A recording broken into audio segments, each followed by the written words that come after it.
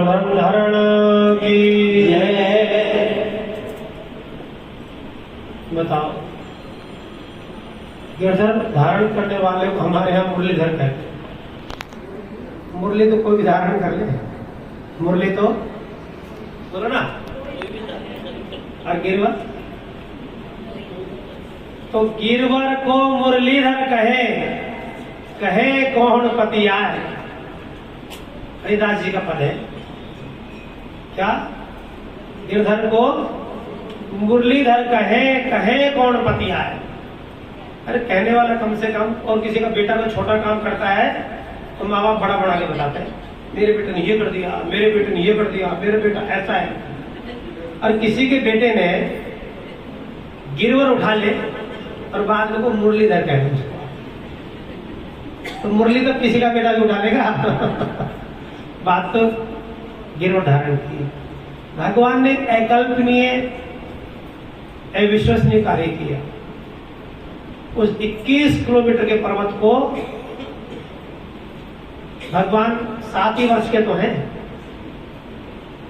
और 7 दिन तक उठा के रखा। कितने दिन? भगवान कितने दिन के हैं? 7। और परिक्रमा कितने किलोमीटर की है?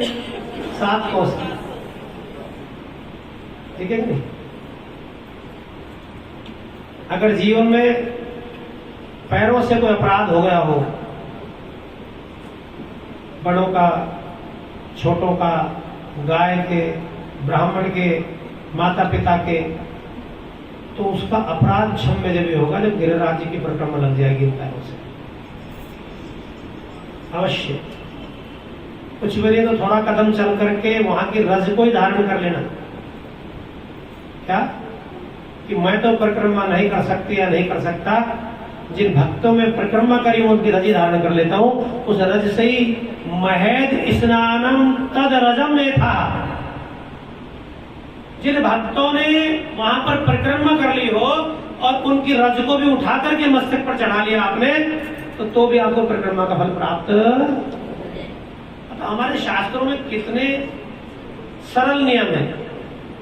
पहले तो लिखा करनी चाहिए, और ना कर सके तो मान लो किसी का सवेरा अभी हुआ हो, कोई आज ही जगा हो, तो उसको तो उसी टाइम चाय दो। नहीं भाई, चाय की मॉर्निंग टी है, मॉर्निंग कोई मॉर्निंग में जगते नहीं तो दोपहर को जग जाएगा, तो उसकी तो वो भी। तो जिन लोगों ने अभी तक परिक्रमा नहीं करी हो, कभी इस प्रकार का उससे हम पीछे रह गए हो, बहुत सारा हाथ से निकल गया हो, तो प्राण रहते रहते अब भी प्राप्त कर लो उसे। कुछ भी ना हो सके तो रज को मस्तक पर धारण करें, तो आपके पैरों का अपराध क्षम्य हो जाए। शास्त्र कहते हैं कि पैरों का अपराध कहां से प्रारंभ होता है? जब बच्चा मां की गोद में स्तनपान करता हुआ एक स्तन तो मुंह में डाल लेता है और दूसरे स्तन पर लात चलाता है,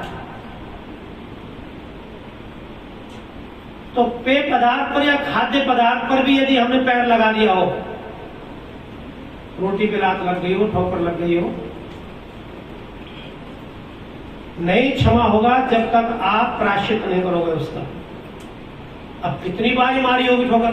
नहीं, कितनी बार अन्न भगवान को ठोकर लग गई होगी, दूध की टंकी के लग गई होगी, दूध की डोली की लग गई होगी, तो वहां से पाप लिखा हुआ है। जबकि उस बालक को ज्ञान नहीं है अभी, उस बालक को भी, लेकिन क्षमा जब भी होगा जब वहां की परिक्रमा पूरी कर लेगा। प्रदक्षिणायाम पदे पदे, भगवान मैंने आपका नाम स्मरण करते हुए आपकी पद पद से परिक्रमा करी है, तो भगवान कहेंगे तेरे पैरों से जितने अपराध हुए हो मैं सब क्षमा करता हूं। इसलिए अगर गोवर्धन जा ना सको तो कम से कम गंगा जी के लिए लिखा हुआ है, जो लोग गंगा स्नान के लिए नहीं जा सकते तो 100 योजन दूर से भी गंगा जी का स्मरण करें। गंगा गंगेति योपुरियात योजना नाम शतैरपि मुंचन्ति सर्व पापेभ्यो विष्णु लोकम से गच्छति। कितनी दूर से? गंगा गंगे की योग रियाज, गंगे गंगे हर हर गंगे हर हर गंगे 100 योजन दूर से भी करता है योग रियाज। योजना नाम शतैरपि, सैकड़ों योजन दूर से बैठा बैठा करता है। तो मुंचंती सर्व पापेभ्यो, गंगा जी सब पापों से मुक्त करती है और विष्णु लोकम से गच्छति। क्योंकि अगर वो शारीरिक रूप से गंगा जी में न जा सका तो बोलो ना मानसिक रूप से चला गया। जैसे हम शारीरिक रूप से कथा सुनते हैं लेकिन मानसिक रूप से कहीं और हो जाते हैं। शारीरिक रूप से बेड पर पड़े होते हैं और मानसिक रूप से सहेली के घर चाय पी रहे होते हैं। आप तो सपने में तू जिंदगी तेरे घर चाय पी रही थी वृंदावन। तो जैसे आपको फल प्राप्त कर रहे हो स्वप्न का फल, ऐसे ही तीर्थ का फल आपको प्राप्त हो जाएगा। तीर्थ भी हमारे चलायमान होते हैं। अब भगवान वहां गिरिराज जी गए होगे तो पता होगा, वहां पर एक गंगा है, मानसी गंगा। भगवान श्री कृष्ण ने जब वत्सासुर का वध किया, गाय के बछड़े के रूप में असुर आ गया, तो भगवान आपको और हमको बताना चाहते हैं असुर स्वरूप में भी अगर बछड़ा है तो भी उसको मारने का अधिकार। तो भगवान ने कहा मुझे पाप लगा और इस पाप को धोने के लिए एक ही चीज है, मां भगवती गंगा। इसलिए भगवान ने अपने मन से गंगा जी को प्रकट किया, गंगा देवी आ जाओ। और गंगा जी वहां पर गोवर्धन पे ही चली गई, इसलिए गंगा जी का नाम होगा मानसी। तो मानसी गंगा श्री हरदेव और गिरवर की परिक्रमा, परिक्रमा दो गिरवर की, तब आपको गिरिराज जी की कथा का फल मिलेगा। न जा सको तो घर बैठे बैठे कहो गिरिराज जी से, ठीक है कि नहीं। अच्छा, दुर्गा सप्तशती में पीछे एक कुंजिका स्तोत्र है, क्या लिखा है? उसमें लिखा है कि अगर कोई व्यक्ति दुर्गा सप्तशती का पाठ न कर सके, उस दिन उसे कुंजिका स्तोत्र का पाठ कर लेना चाहिए। तो कुंजिका पाठ मात्रेण दुर्गा पाठम फलम लभे, क्या लिखा है? कुंजिका पाठ मात्रेण दुर्गा पाठम फलम लभे। अगर कोई व्यक्ति कुंजिका का पाठ कर लेगा तो उसको दुर्गा पाठ का फल। और लेकिन आप सोचोगे अब दुर्गा पाठ का 1.5 घंटा कोण बर्बाद करें, 5 मिनट में कर लेते तो फिर फल नहीं मिलेगा। वो तो यह है कि आप कहीं आपातकाल में है, ऐसी जगह है, आपको कहीं जाना है, तो आप उसका पाठ कर लें। जैसे पार्वती जी रोज भगवान के सहस्त्र नाम का पाठ करके भोजन करती हैं। कितना नाम लेती है रोज? 1000 नाम जपती है, उसके बाद भोजन करती है। तो शंकर भगवान को एक दिन भूख लग रही थी और शंकर भगवान ने पार्वती से कहा, अन्नपूर्णे सदा पूर्णे शंकर प्राण वल्लभे ज्ञान वैराग्य सिद्ध्यर्थम भिक्षाम देहि च पार्वती। ऐसे कभी उन्होंने नहीं कहा कि फटाफट करो, डायरेक्ट टेबल पर खाना लगाओ, बहुत भूख लगती है। भिक्षाम देहि च पार्वती, हे अन्नपूर्णे मुझे अन्न खिलाने वाली हो, आप भिक्षा दे दो। तो पार्वती ने कहा सुनो, अभी इतनी जल्दी नहीं, मैं भगवान का 1000 नाम का पहले जाप करूंगी, भोग लगाऊंगी भगवान, उसके बाद ही दूंगी। अब बेचारी पत्नी ऐसा कह दे तो आज के पति तो गुस्सा हो जाए, तो क्या ढोक पाकड़ करे, जल्दी कर फटाफट। लेकिन नहीं, शंकर भगवान से सीखो। इसलिए हमारे यहाँ आज तक जो सफल दंपति रहे हैं वो कौन है? भगवान शिव और पार्वती। इसलिए हमारे यहाँ पार्वती गौरा की पूजा है, सब कन्याओं को बताई जाती है। सबसे ज्यादा सफल दाम्पत्य जीवन इन्हीं का रहा है। 16 वर्ष तक तो भगवान सैन्य कक्ष में रहे विवाह के बाद, 16 वर्ष तक। आप पुस्तक पढ़ के देखें, स्कंद का जिसमें जन्म हुआ, पढ़ के देख लें, 16 वर्ष लिखा है।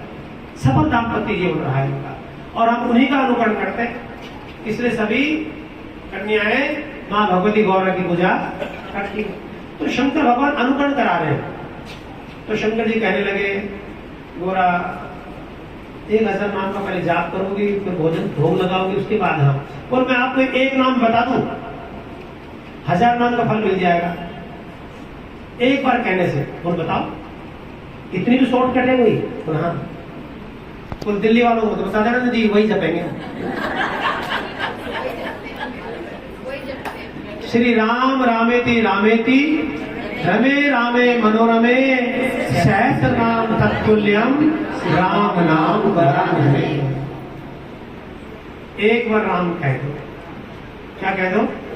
1000 नाम का फल मिल जाएगा। अब दे दो बोले वृंदावन बिहारी लाल की जय। इस प्रकार भगवान की गोवर्धन लीला का आपने श्रवण पान किया। अवसर प्राप्त हो तो अवश्य भगवान की परिक्रमा करें, दर्शन करें।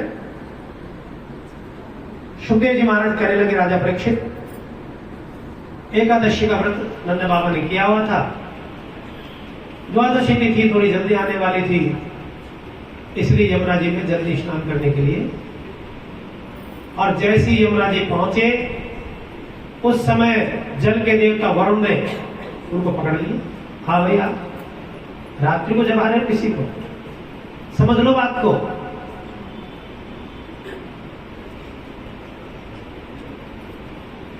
बहुत से लोग हरिद्वार के लिए निकल जाते हैं, तीर्थों के लिए निकल जाते हैं।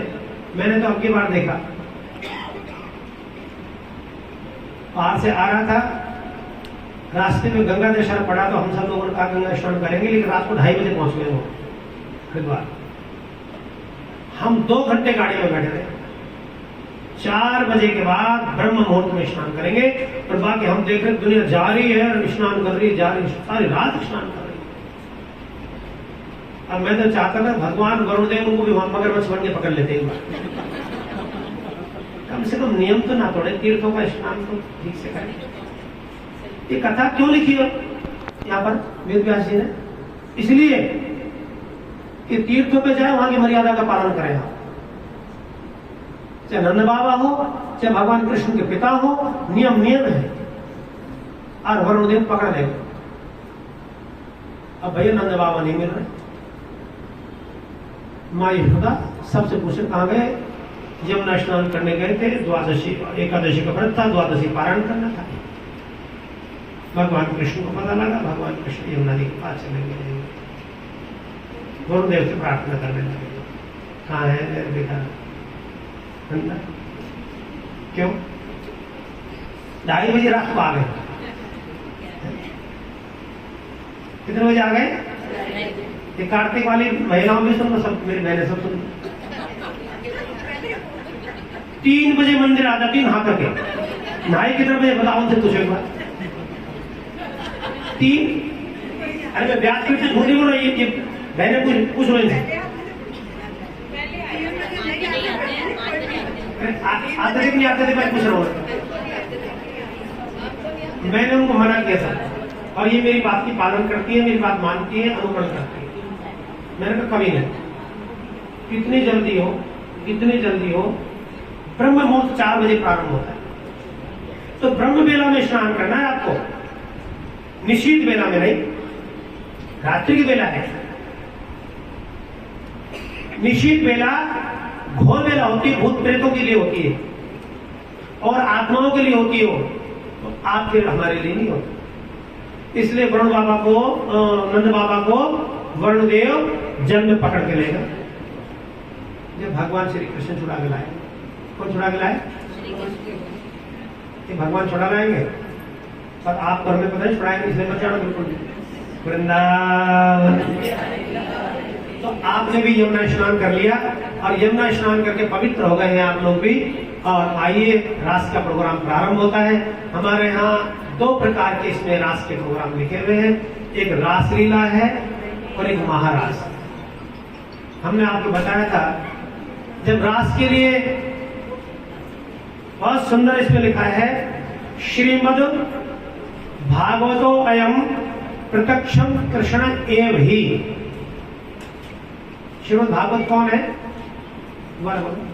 श्रीमद् भागवतो अयम प्रत्यक्षम कृष्ण एव ही।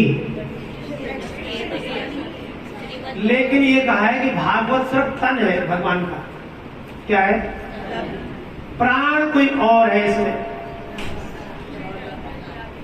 कृष्ण ही तन, कृष्ण ही मन, कृष्ण ही हमारो धन। सब चीज अलग अलग है कि नहीं?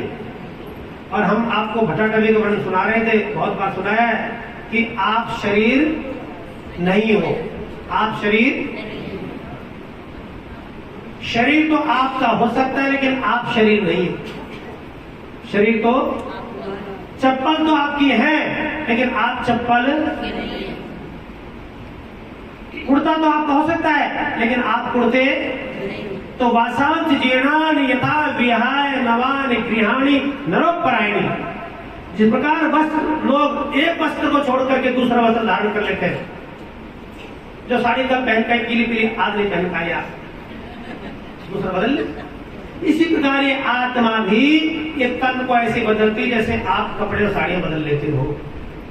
बात समझ आई कि नहीं? तो आप साड़ी हो सकते हो क्या? तो इसलिए तन भी आप नहीं हो, शरीर भी आप नहीं है। स्नान आदि करने से आपका तन पवित्र हो जाता है, भजन करने से आपका मन पवित्र हो जाएगा। तो इसलिए स्नान करते करते समय भी हरि का स्मरण करें कि आपका तन और मन दोनों पवित्र हो जाए। ये स्नान की विधि लिखी हुई है, यही भगवान की परिक्रमा की विधि लिखी हुई है। अब भगवान का स्मरण करते हुए भगवान की परिक्रमा करें, तभी परिक्रमा है, नहीं तो मात्र श्रम मात्र है। श्रम का मतलब मेहनत, खाली मेहनत करिए, बेकार। और पक्की सहेली के साथ परिक्रमा मत करो। सारी बात वो अपने सास के घर की बताएगी पूरे रास्ते। बिहारी लाल हमने एक भजन छोड़ दिया। परमानंद जी तो कल कह रहे थे मैं गाऊंगा कि संग सहेलियों को मोए साथ होना चाहिए। देखो वो कह रही बेचारी, वो अनपढ़ है, वो कह रही है संग सहेलियों को मोए, अरे इकली दुकली जाऊं मेरा वीर नाय माने मेरो मनवा, मैं तो गोवर्धन को जाऊं मेरे वीर नाय माने मेरो मनवा, नाय माने मेरो मनवा, नाय माने मेरो मनवा, मैं तो गोवर्धन को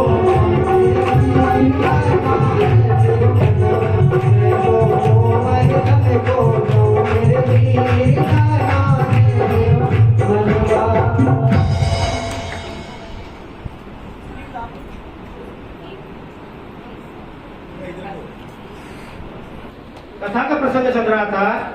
श्रीमद् भागवत भगवान कृष्ण का ही स्वरूप है। क्या बता रहे थे हम? भगवान कृष्ण का ही तन है। कौन? लेकिन अगर तन में प्राण नहीं हो तो कितना प्यार करोगे उससे आप? नहीं हो पाएगा ना। तो रास पंचाध्यायी ये 5 अध्याय 5 प्राण है। कौन है? 29 अध्याय से लगा करके 33 अध्याय तक ये 5 अध्याय, इसके 5 प्राण हैं। लेकिन इन प्राणों की एक शक्ति है जो प्रेषित करती है, उनका नाम है श्री जी। उनके बिना रास नहीं हो सकता और बिना प्राण के बिना देह कुछ कर नहीं सकती, ये मानिए। श्रीमद् भागवत आख्योम प्रत्यक्षम कृष्ण एव ही भगवान अपि तारात्री प्राणा एव श्री ही। कौन है सब प्राण? श्री जी इसके अंदर प्राण। 5 प्रकार की प्राणवायु शरीर के अंदर है और रास के लिए 7 प्रकार के नियम है। सबसे पहले तो वैष्णवता ग्रहण करना। क्या ग्रहण करना? वैष्णवता। दूसरा भगवान की भक्ति, भगवान को अपना मानना। 3। चौथी अपने देह की सुध भूल जाना। मैंने कैसी साड़ी पहन रखी है, अब इसकी अगर व्याख्या करूंगा तो शायद आगे का कार्यक्रम नहीं होगा। जब भगवान ने बंसी बजाई, शरद पूर्णिमा की रात थी, पूनम का चांद शाम को 5 बजे खिल जाता है। सायंकाल भगवान की बंसी बज गई। और हमारे यहाँ महिलाएं सायंकाल श्रृंगार करती हैं रात्रि को पति से मिलन के लिए, लेकिन भगवान की बंसी आज 5:30 बजे शाम को बज गई, रात में प्रारंभ नहीं हुई। और जिस गोपिका ने बंसी सुनी, एक आंख में काजल है तो वहीं छोड़ दी, पटक दी पेंसिल को। और हमें कितनी देर हो रही हो, हमारी फ्लाइट निकलने वाली हो, 1 मिनट हो तो जब तक दोनों आंखों में काजल पूरी नहीं करेंगे हम नहीं निकलते। बात रास की करना चाहते हैं। गोपिकाओं ने अगर एक आंख में काजल डल गई तो दूसरे में डाली नहीं, सुनने को छोड़ दिया उसे। एक पैर में पाजेब पहन ली तो दूसरे में पहनी नहीं। किसी के चूल्हे पर दूध उबल रहा है तो चूल्हे को बंद नहीं किया। जैसा काम था बंसी सुन करके सब सुध बुध भूल गई। तो अपनी सुध बुध भूल जाना ही रास करना है। जिसको देह की सुध बुध है कि मैं कैसे हाथ उठा रहा हूं या उठा रही हूं, वो रास नहीं कर सकता। रास का सर्टिफिकेट वही ले सकता है जो अपने शरीर की सद्बुद्ध भूल जाए। जिसको शरीर का भान रहेगा कि लोग मुझे देख रहे हैं, वो रास नहीं कर सकता। यहां पर रास वही करेगा देह भूले को रास। देह भूलने का नाम रास है। अपनी देह की शुद्ध भूल जाना ही रास है। गोपियों ने गृह कार्य जो सायंकाल के करने के कार्य थे सब छोड़ दिए। पति ने भोजन किया है नहीं किया है, किसी ने थाली में एक परोस दी, किसी ने रोटी रखती तो सब्जी भूल गई, सब्जी रखती तो ऐसे कैसे। और भगवान अपि तारात्रि स्रोत पुल्लिक मल्लिका। वो शरद रात्रि की रात्रि को भगवान की बंसी सुन करके चंद्रमा की कोमल किरणें खिल रही है। रंग बिरंगे अनुराग रंग, वन के कोने कोने से पुष्पों की सुगंध, निशामय गीतम तद्वीराम ब्रज श्री राम। सारे ब्रज की स्त्रियां एकत्रित हो गई।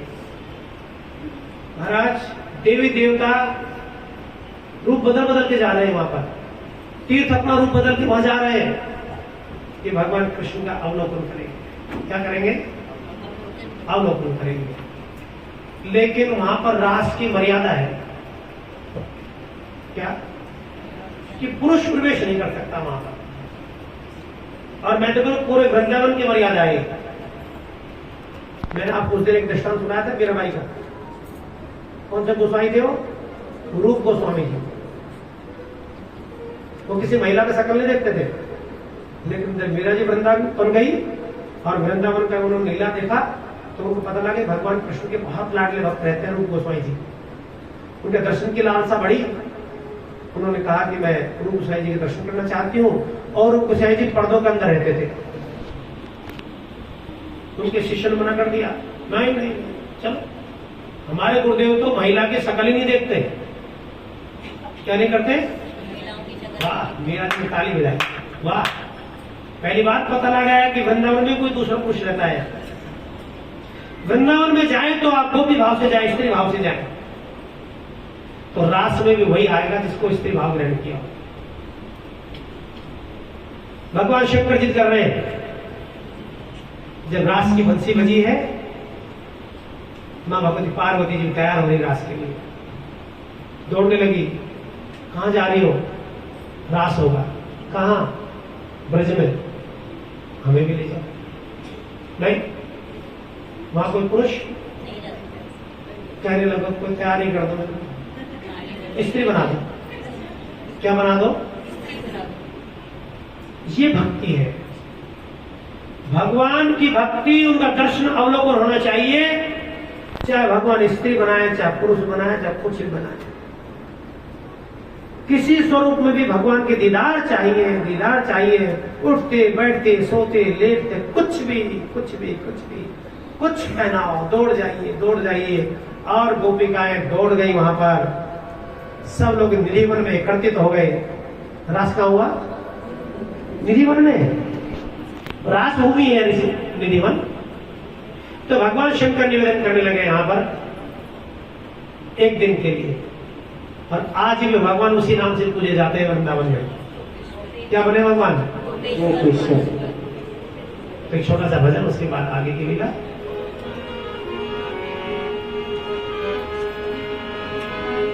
बोलिए शंकर भगवान की, गोपेश्वर भगवान की। और गोपी का नियम है, गोभी इंद्रिय रस पीबीति इति गोपिका। गोपिका कौन है? जिन्होंने अपनी इंद्रियों के रस को पी करके समाप्त कर दिया हो, जिनके मन में कोई विषय वासना नहीं हो, वही गोपी है, उन्हीं को रास आने का अधिकार है।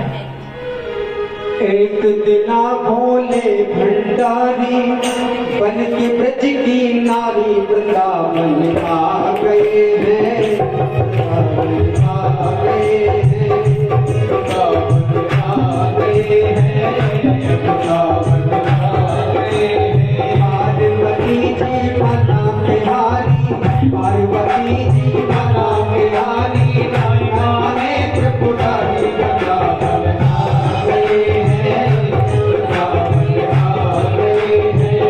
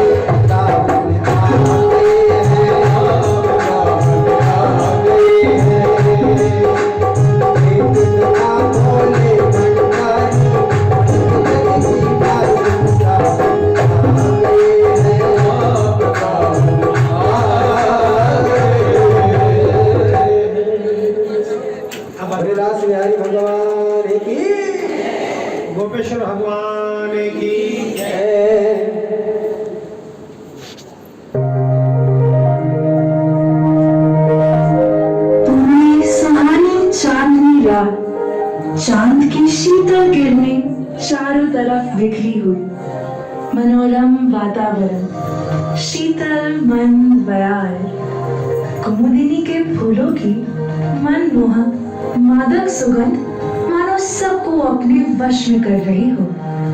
ऐसे मनमोहक वातावरण में हृदय के तारों को झंकृत करने वाली कान्हा की बांसुरी की ओर भला कौन नहीं खिंचा चला आएगा। कण कण में बसने वाले कृष्ण आज सबको अपने सानिध्य का आभास दिलाएंगे। जगत के पालनहार आज गोपियों संग महारास रचाएंगे।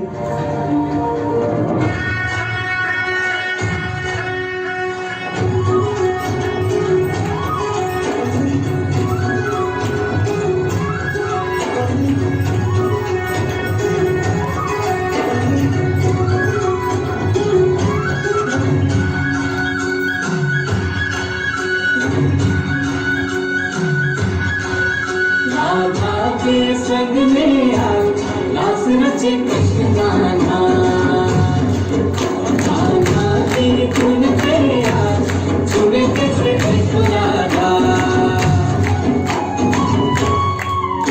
आई पूनम की प्यारी आज लास रचे कृष्ण गाना, गाना की धुन पे आज सुने कैसे कृष्ण राधा।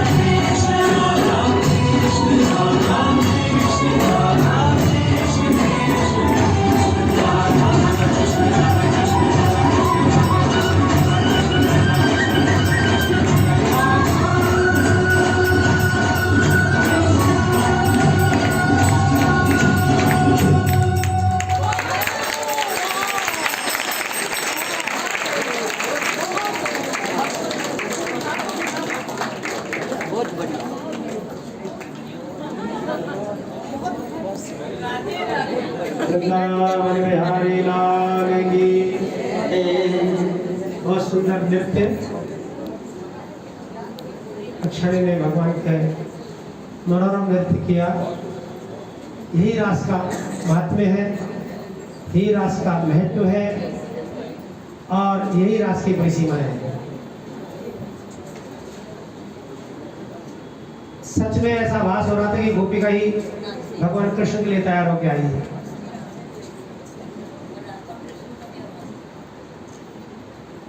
गोपिकाएं रास लीला हो रही थी और भगवान हरे गोपिका के साथ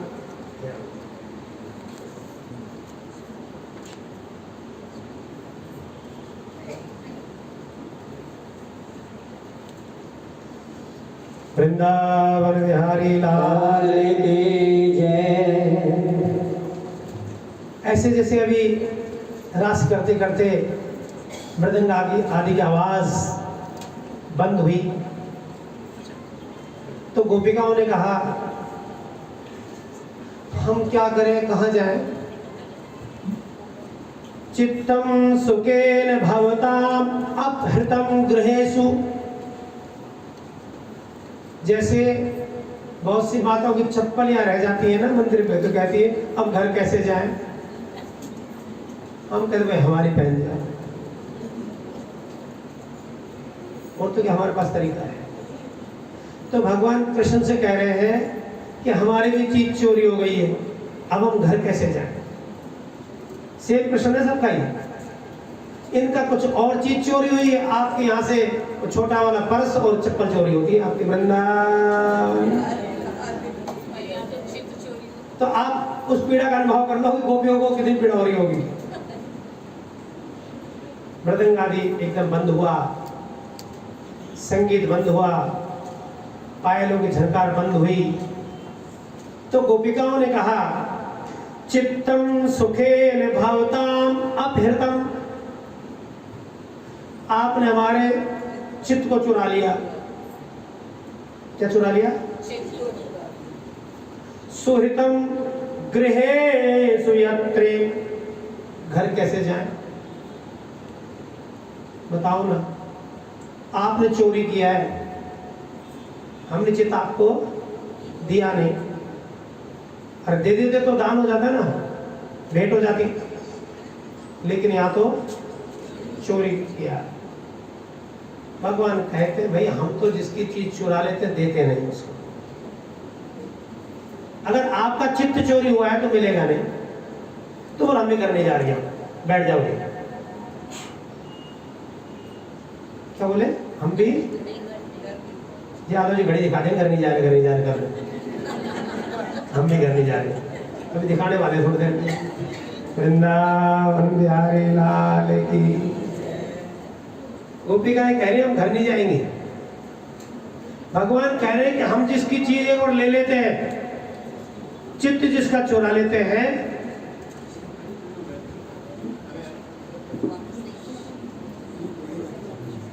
नीचे बैठ जाएंगे बच्चे, नीचे बैठ जाएंगे, नीचे बैठाओ, आदत डालो, नीचे बैठाने पैरों बैठा लो, नीचे बैठाओ। बच्चों को नीचे बैठाने का आदत डालो।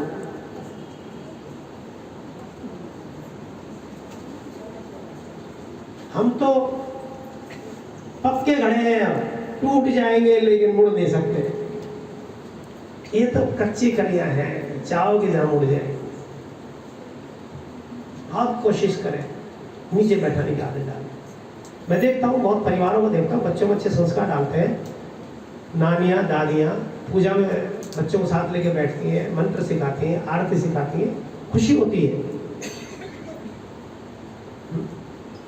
जिया जो छोटी थी जब मुझे एक मंत्र सुना देती थी, अच्छा लगता था। क्यों जिया? वृंदावन बिहारी लाल की जय। तो मैं वही निवेदन कर रहा था। गोपियों ने कहा कि आपने हमारा चित्त चुरा लिया है, हमारा चित्त वापस घर जाए। तो भगवान कृष्ण कह रहे हैं कि जिसका हम चित्त चुरा लेते हैं, जो चित्त को अपने चित्त के चिपका लेते हैं पर देते नहीं, तो कह रहे हैं कि हम जाएंगे नहीं। कह रहे हैं कि आप नहीं जाओगे तो मैं आपको योग माया से पहुंचा देता हूं। कैसे? तो कहने लगी मैं योग, गोपियां बोली शरीर तो पहुंचा दोगे हमारा योग माया से, बोलो ना, लेकिन मन तो फिर यही है ना।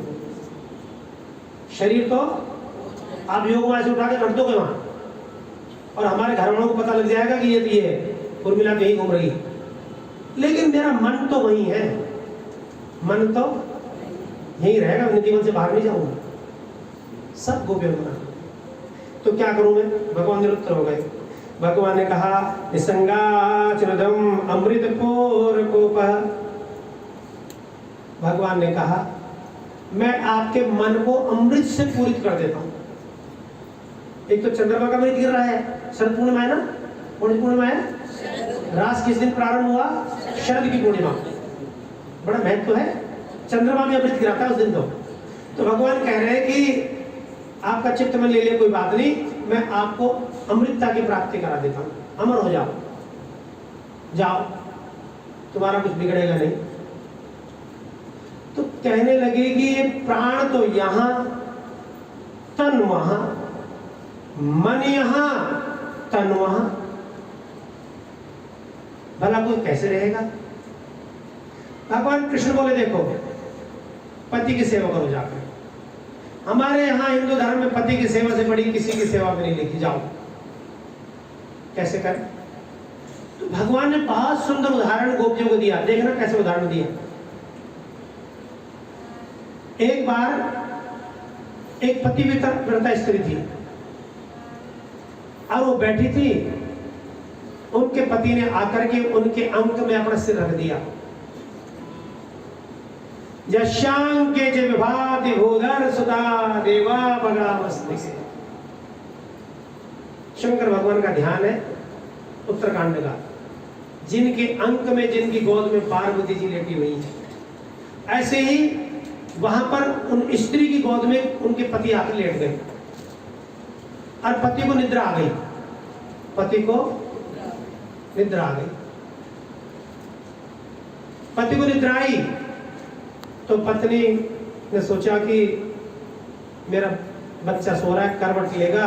उधर सर्दी का टाइम था, अंगीठी जम रही थी। एक करवट लेकर के बच्चा अंगीठी में गिर जाएगा। बच्चे को उठाऊंगी तो पति की नींद खुल जाएगी, क्या करूं? बच्चे ने करवट ली। अब इधर से अगर पति की नींद टूट जाएगी तो मेरा पति धर्म नष्ट हो जाएगा, इनकी सेवा खंडित हो जाएगी। अब क्या करूं? देखते देखते देखते बालक करवट लेकर अंगीठी में गिर गया। अंगारे धड़क रहे थे। बच्चे को जितनी पीड़ा हो रही है उससे 100 गुना ज्यादा मां को हो रही है। लेकिन ये पति को धर्म में नहीं टिक जाए, बैठी रही। कुछ देर बाद बालक के चिल्लाने से पति की आंख खुली। खड़े हुए तब मां ने अपने बच्चे को जाके उठाया और उठा के देखा तो उसके एक भी छाला नहीं गई नहीं।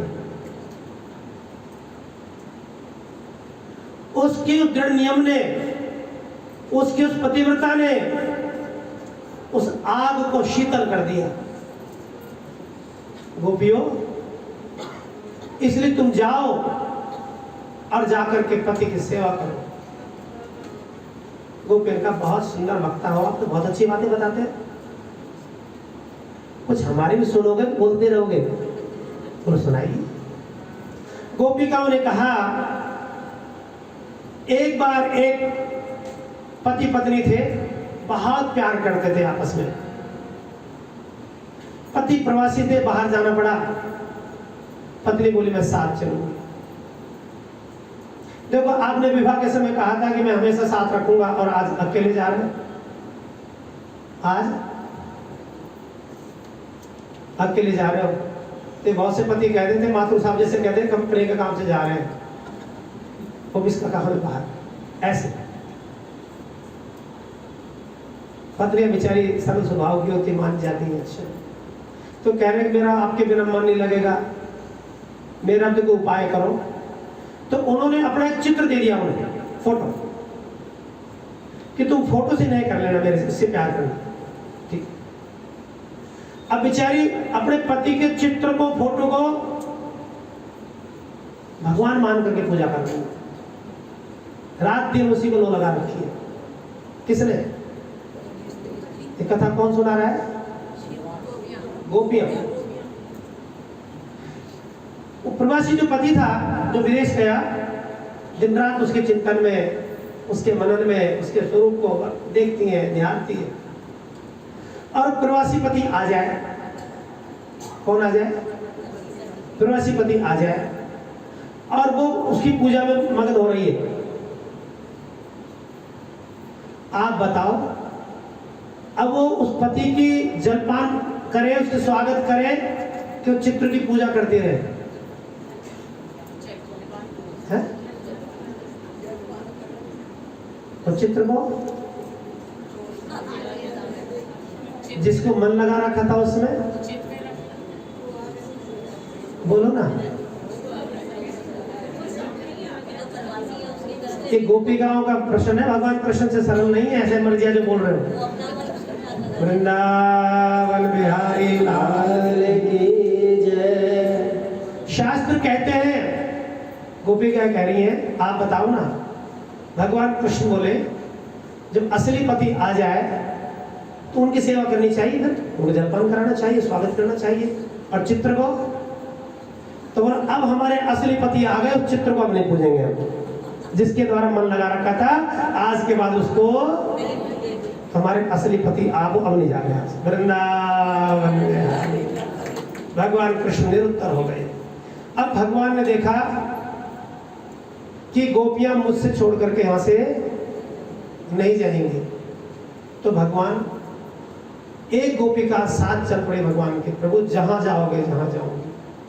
कुछ कदम तो भगवान चले उनके साथ, कहने लगे सुनो सुनो, थक गई मैं। क्या हो गया? अपने कंधों पर बैठा लो। भगवान कृष्ण ने कहा ये भी ठीक है, चलो। भगवान ने उस गोपिका को, सुनो अभी बंसी मुझे दो। भगवान ने कहा अति नहीं हो गई हो। भगवान ने कहा एक बार उतरो, बंसी मैंने नीचे लगा रखी है, मैं आपको बंसी पकड़ा। भगवान ने गोपिका को नीचे उतारा और अंतर ध्यान। सब गोपिकाओं ने देखा कहाँ गए कृष्ण। पहले जितनी गोपिकाएं उतने कृष्ण थे, अब एक के पास भी नहीं, तेरा तेरा तेरा तेरा, सब के गायब। अब रोने लगी। भागवत का श्लोक कहता है तत्री निधि कर पंकज तेन बट बरगद दृष्टवा तम उपहा। बट वृक्ष से, बरगद से, सब से पूछ रही है आपने देखा मेरे कृष्ण को? आपने देखा? आपने देखा? सब ढूंढ रही है भगवान कृष्ण को। क्या देख रही है? आपने देखा क्या? ऐसे किसने मेरा राधा ढूंढ रही, किसी ने मेरा श्याम देखा। राधा ढूंढ रही, किसी ने मेरा श्याम देखा। राधा ढूंढ रही, किसी ने मेरा श्याम देखा। राधा ढूंढ रही, किसी ने मेरा श्याम देखा। किसी ने मेरा श्याम देखा, किसी ने मेरा श्याम देखा, किसी ने मेरा श्याम देखा।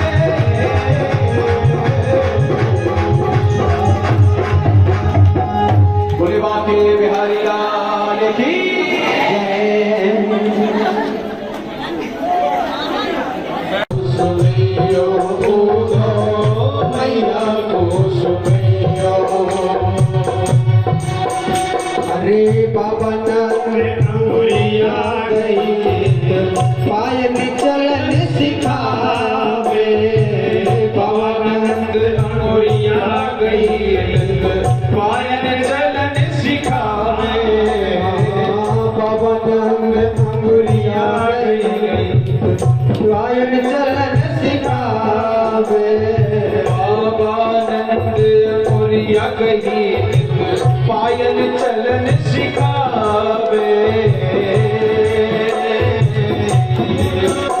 अरे थको जान कनिया हंस ले तो थको जान कनिया हंस ले तो पूरी मोच ही है सोली फटावे मैया तो सुनियो मैया तो सुनियो तेरो लाला रुक पावे मैया को सुनियो तेरो लाला रुक पावे मैया को सुनियो मैया को सुनियो। बहुत सुंदर पद है। मैया गई पायल चलन सिखावे और थको जान कनिया ले तो थको जान कनिया ले तो और हृदय से वही लगावे मैया को सुनियो दो मैया को सुनियो तेरे लाला दुख पावे मैया को सुनियो ओधो मैया को सुनियो। महाराज आगे कह रहे हैं 2 दिन मिलाए पढ़ो के गले में वो चढ़ जाए और ब्रह्म उनके गले में आगे बैठ जाए। लेकिन जो आनंद आप लोगों को आ सकता है निर्गुण ब्रह्म वालों को ये आनंद कदापि नहीं आ सकता नहीं। और वो कहते हैं भैया ये आत्मा सब एक है तो हम तो कह रहे रोटी पकाते क्यों कच्ची आटा ही निकल लो पानी पी लो ऊपर से अब थोड़ी बहुत आग डाल लो मुंह में। जब कोई भेदा ही नहीं है बोलो ना निर्गुण में सगुण में कोई भेदा ही नहीं है। रोटी मेरे आटे में जब भेदा ही नहीं तो आटे खा लो और 1 गिलास पानी डाल लो अंदर से लग जाएगा फिर आग डाल लो पक जाएगा। विधि है भाव है श्रद्धा है विश्वास है आपका। आपके विश्वास से गोविंद को भूख लगती है और आपके विश्वास से गोविंद को नींद आती है। यशोदा जी बार बार खाली पल्ले को झुला रही है। किसको? खाली पल्ले को। तो क्या चुप काना जग जाएगा। काना है नहीं लेकिन भाव देखिए काना। माता भाव 100 पिता मिलकर भी प्राप्त नहीं कर सकते। 100 पिता एक मां का भाव को प्राप्त नहीं हो सकते। तो 100 निर्गुण ब्रह्म भी एक भक्ति बराबर नहीं कर सकते। कथा बहुत बड़ी है। उद्धव जी ब्रज आते हैं, मां यशोदा से भेंट होती है और उसके भाव को जान करके उनकी अंतरंग खिल जाती हैं। और असली पाठ तो सिखाया गोपियों ने। असली पाठ तो गोपियों से उद्धव कहने लगे अपने मन को उठा करके ईश्वर में लगा दो। कहां लगा दो? तो गोपियों ने कहा कि हम दिल्ली थोड़ी रहते हैं, मन तो लगाते ईश्वर में लेकिन दिल्ली नहीं रहते हम। तो कहां रहती हो? ब्रज में रहते हैं। और ब्रज की गोपियों के एक ही मन है और वो मन कौन ले गया? चित चोर चुरा ले गया मन को। मांगती रही गोपियां लेकिन दिया नहीं वापस। भगवान कहते मैं एक बार अपना लेता हूं तो छोड़ता नहीं, चित्त चोर ले गया। तो महाराज उद्धव को समझाया, उद्धव मन न भय 10-20 एक हूँ तो सो गयो श्याम संग को आराधे ईश। कौन सा मन है जो भगवान का भजन करेगा? एक था वो भगवान कृष्ण के पास चला। उद्धव मन ना भय 10-20 समझ गए उद्धव जी। और जब उद्धव जी ने इस प्रेम लीला को जाना तो ऊधा का मतलब होता है टेढ़ा।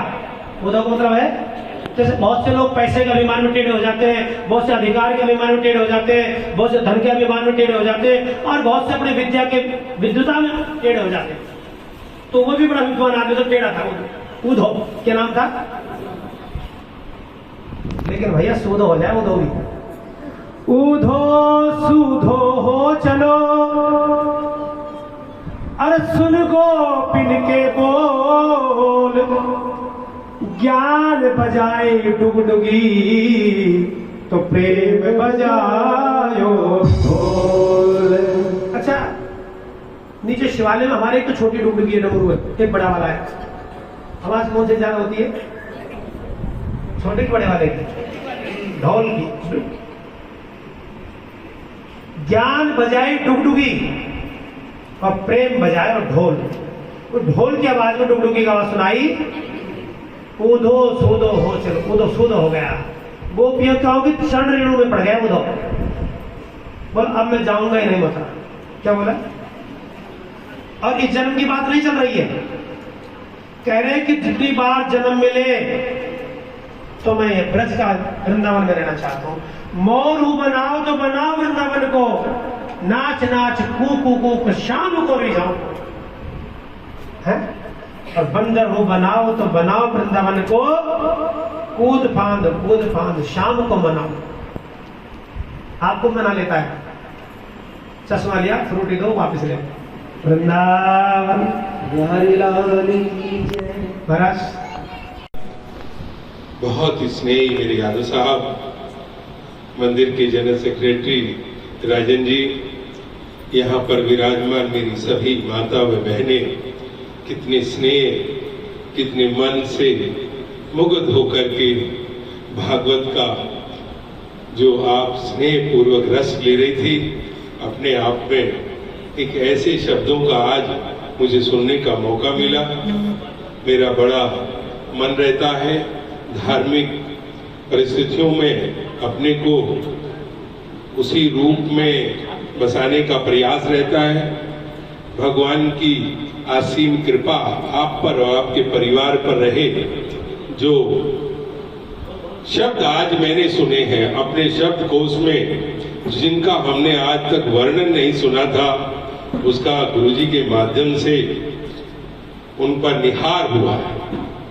सच पूछे तो कथा के स्वरूप में जो लोगों के मनोभाव को आपने बदलने का प्रयास किया है, अपने घर में, अपने परिवार में, अपने बुजुर्गों का कैसा स्नेह और कैसे अपनी देवरानी और जेठानी के साथ में आपका धर्म बनता है, ये इन्हीं चीजों से सीखने का अवसर मिलता है।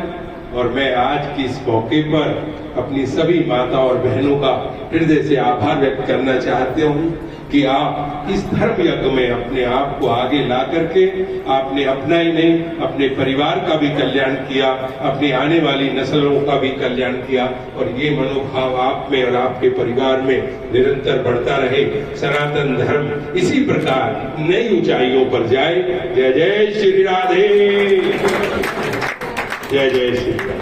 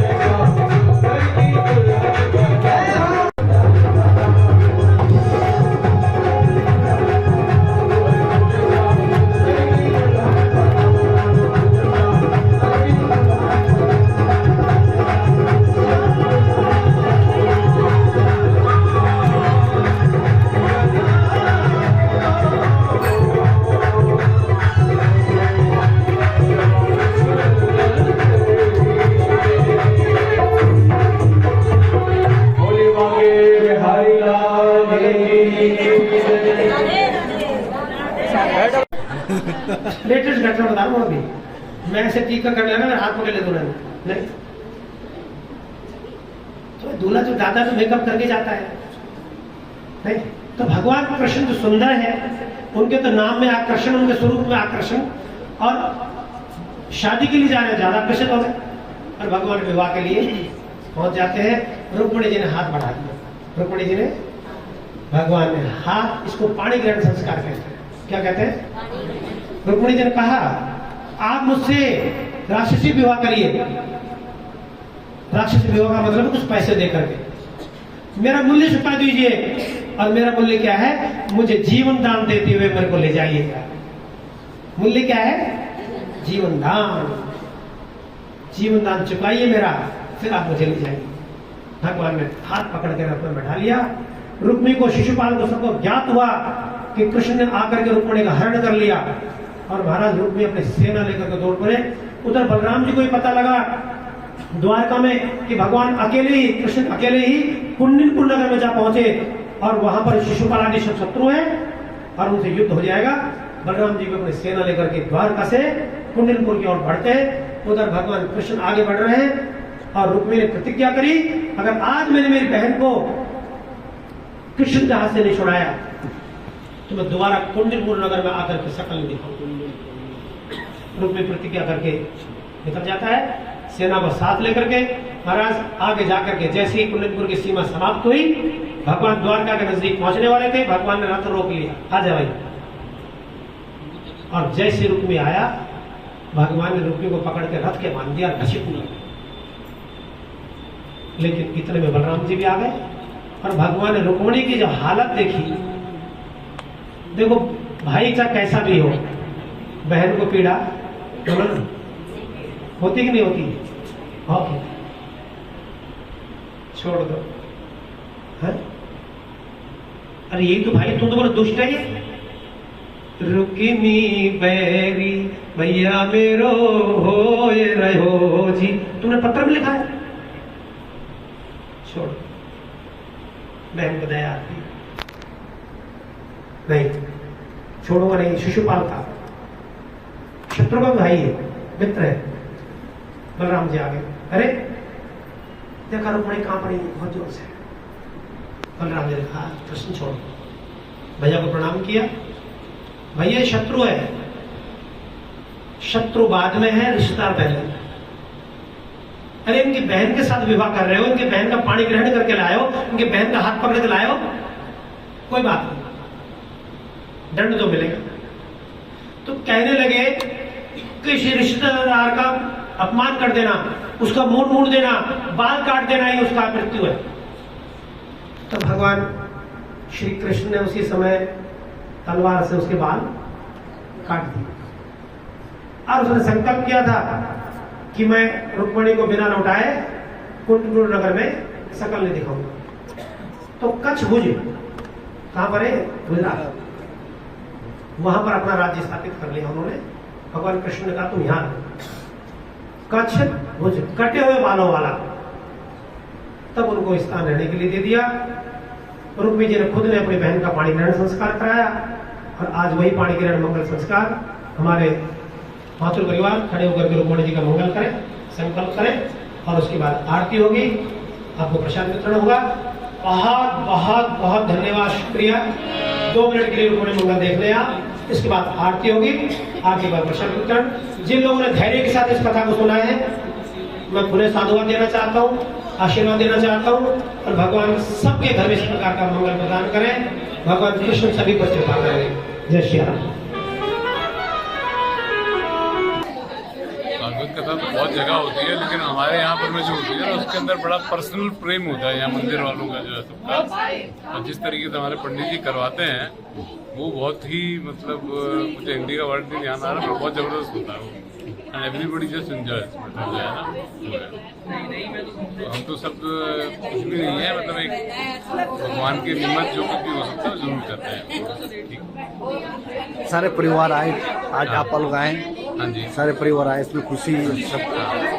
खुशी तो अपार है। खुशी का क्या है, खुशी का कोई ठिकाना नहीं है। ऐसे उत्सवों के अंदर तो खुशी का कोई रहता ही नहीं ना, कोई मापदंड नहीं है उसका।